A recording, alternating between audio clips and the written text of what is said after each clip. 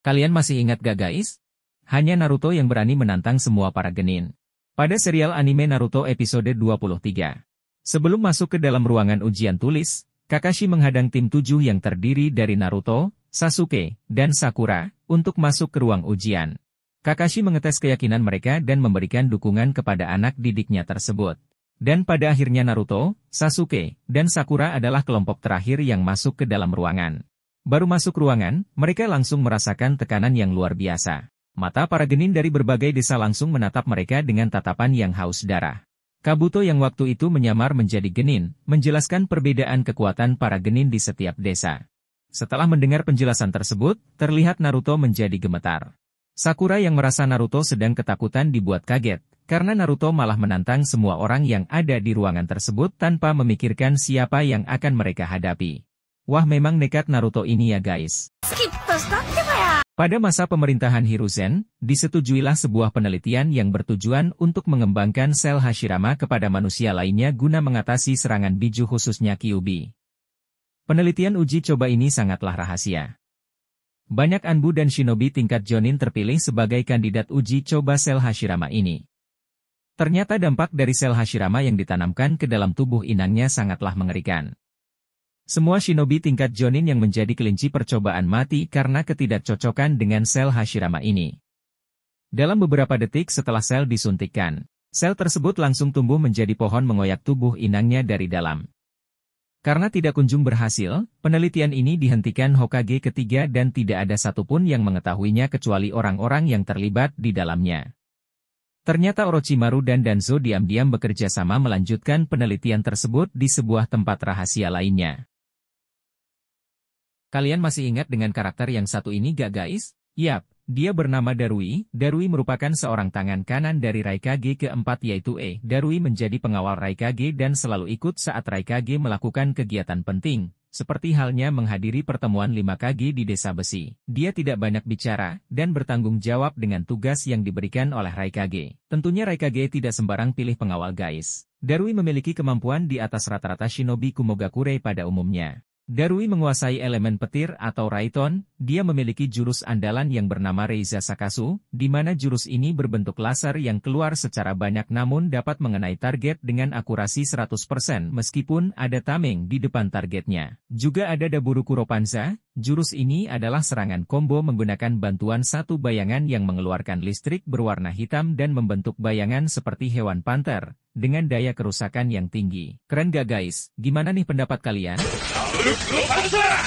Rahasia Bi masih bisa hidup saat Hachibi ditangkap Madara. Seperti yang sudah kita tahu, setiap biju yang keluar dari dalam tubuh seorang Jinchuriki, maka dipastikan dirinya akan mati, termasuk Naruto. Akan tetapi, berbeda dengan Jinchuriki ekor 8 atau biasa kita sebut Bi atau Killer Bi. Bi dapat membagi cakra bijunya pada setiap potongan tentakel Gyuki. Sehingga, saat bijunya ditarik oleh Madara, Gyuki memutuskan salah satu tentakelnya agar Bi dapat bertahan hidup karena Bi masih memiliki cakra Gyuki, meskipun hanya sedikit. Gyuki juga menonaktifkan cakra tentakelnya itu sampai dirinya dihisap oleh Gedomazo. Pada episode 426 kita dapat melihat Bi yang keluar dari tentakelnya. Akan tetapi dirinya tertangkap oleh Mugen Tsukuyomi. Cara melepaskan tentakel ini juga pernah dilakukan Bi saat ia melawan Sasuke. Dan Sasuke berhasil mengalahkan Bi dengan menggunakan Amaterasu. Bi berhasil bersembunyi di dalam potongan tentakelnya, namun cakra Gyuki masih bisa dihisap oleh Gedomazo.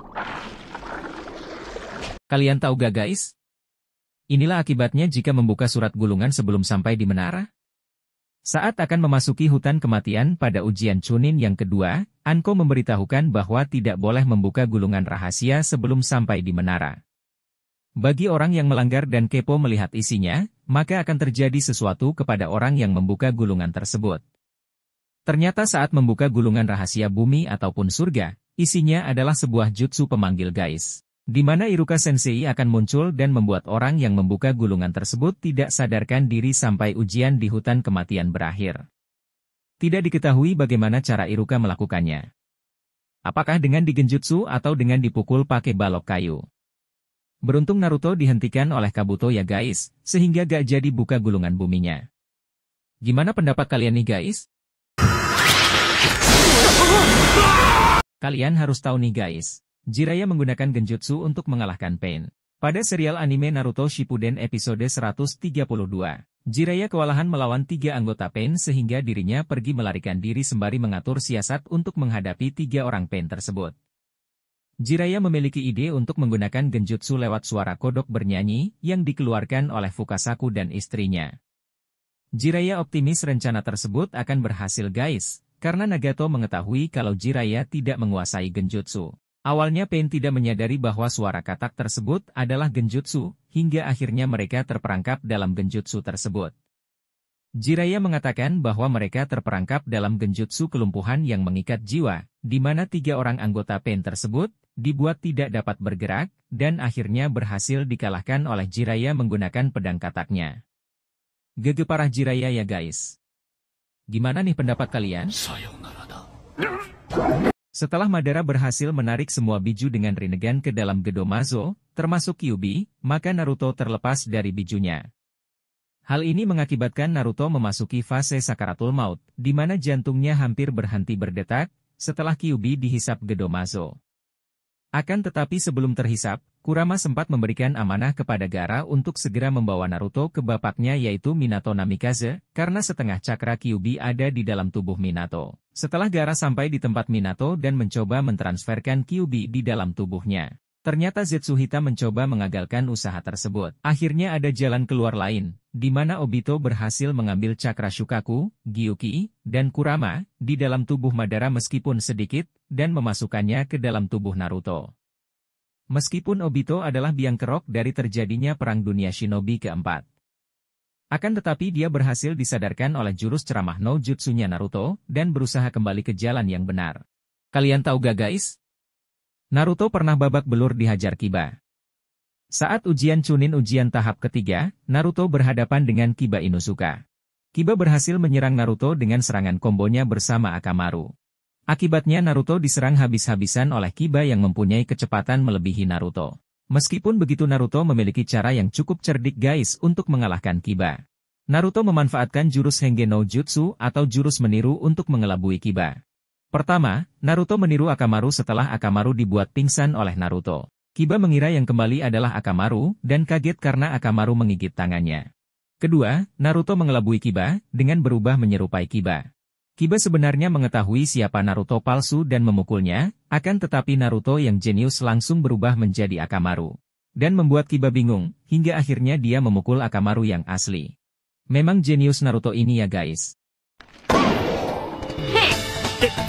Kalian harus tahu nih guys, 3 shinobi ini memiliki cara agar dapat menolak tua guys. Yang pertama ada Sasori. Sasori menjadi awet muda setelah merubah dirinya sendiri menjadi sebuah boneka dengan menyegel sebuah benda seperti jantung berbentuk tabung. Yang kedua ada Kakuzu. Kakuzu menolak tua dengan mengoleksi jantung orang-orang terkuat agar dapat memperpanjang masa hidupnya. Diketahui Kakuzu sudah hidup semenjak masa Hashirama. Yang ketiga ada Orochimaru. Orochimaru telah menguasai jutsu keabadian, di mana dia dapat bertahan hidup dengan mengambil tubuh korbannya. Bahkan sampai era Boruto, tidak terlihat sedikit pun penuaan pada diri Orochimaru. Wah gokil banget guys. Gimana nih menurut kalian?